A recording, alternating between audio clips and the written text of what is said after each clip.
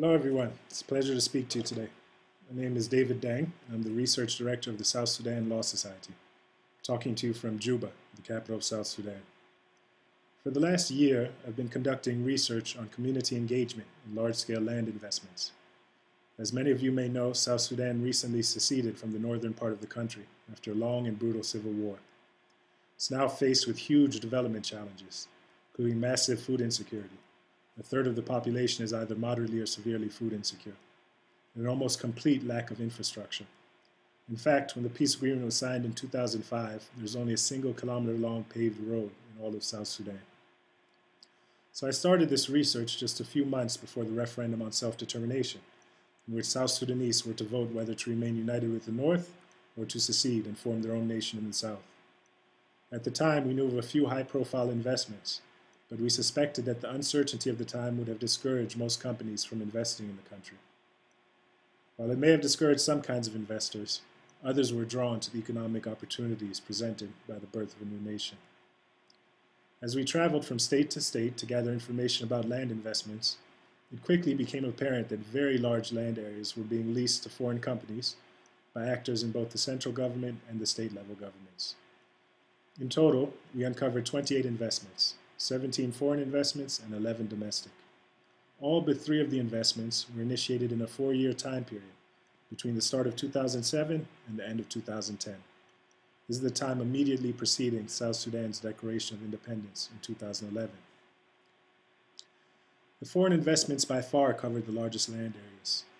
If you just look at the foreign investments in agriculture and biofuels, they cover a land area of 26,400 square kilometers. That's larger than the entire country of Rwanda. Adding in the investments in ecotourism and the domestic projects, the figure rises to 51,500 square kilometers, or more than 8% of South Sudan's total land area. And that figure doesn't even include the large areas that were already devoted to oil production. So we were totally astonished. Here's a country that is probably at the most unpredictable time in its entire history, faced with a very real possibility of a return to war, with a government that's barely functional, and it proceeds to sign away such huge portion of land to foreign interests. If one were to listen to the project proponents, one might think that these investments are a great thing for South Sudan.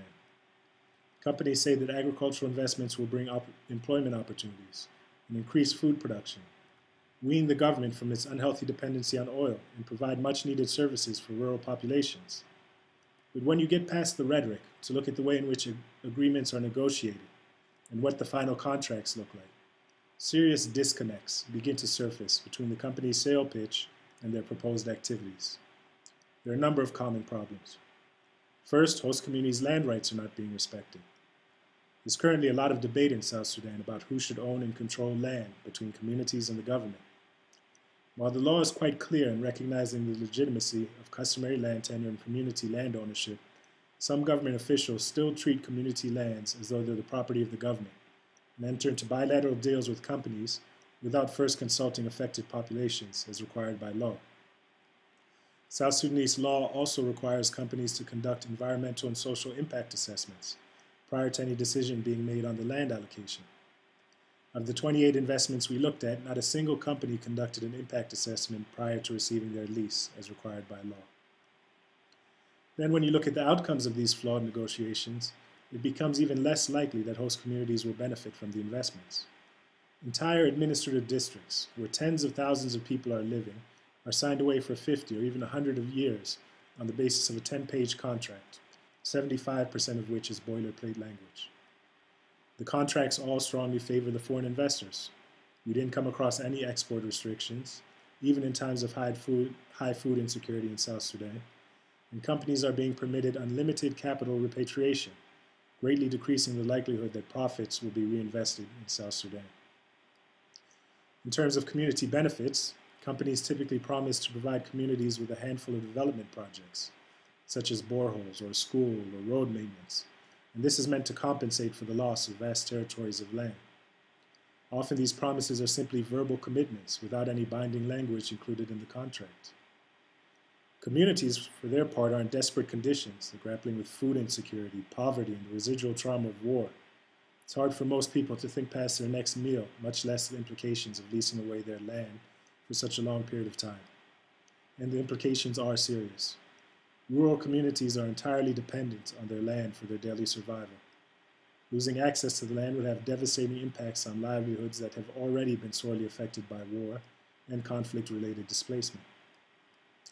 There is also a very real potential for social unrest and conflict associated with these investments. Investment-related conflict is nothing new in South Sudan. During the war, the northern government colluded with oil companies to forcibly displace populations so that they could access oil-producing areas.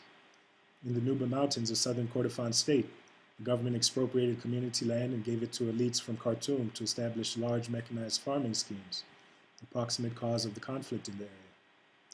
Given this history, one would assume that the government of South Sudan would tread more carefully before leasing community lands away to foreign interests. Yet the approach that it has taken with respect to large-scale land investments over the last few years shows that in many ways the government has not learned from these mistakes of the past. Luckily, we're not yet seeing large-scale relocations of host populations, like those that are currently going on in Ethiopia. One reason is that many of the projects have not yet become fully operational. Due in part to the political uncertainty of the current context in South Sudan, companies have avoided investing their money into developing their property while they wait to see how events will unfold in the country. The few projects that have begun operations are still building their productive capacity, and it will take years before they begin using their entire landholding. So for the time being, the impacts are relatively small compared to the large land areas being leased. However, as peace is consolidated, companies will begin investing more capital into their property, and the impacts will begin to accrue. I suspect that this is when we'll start seeing more open confrontation between communities and companies. The tragedy of all this is that it really doesn't have to happen this way. Of all the communities I've interacted with over the last year or so, I've not come across a single community that doesn't want investment in their area. Communities hold out hope that foreign companies will be able to provide jobs and services where the government has failed them. If companies and government institutions were to approach these communities in the right way, they'd almost certainly welcome investment in their areas.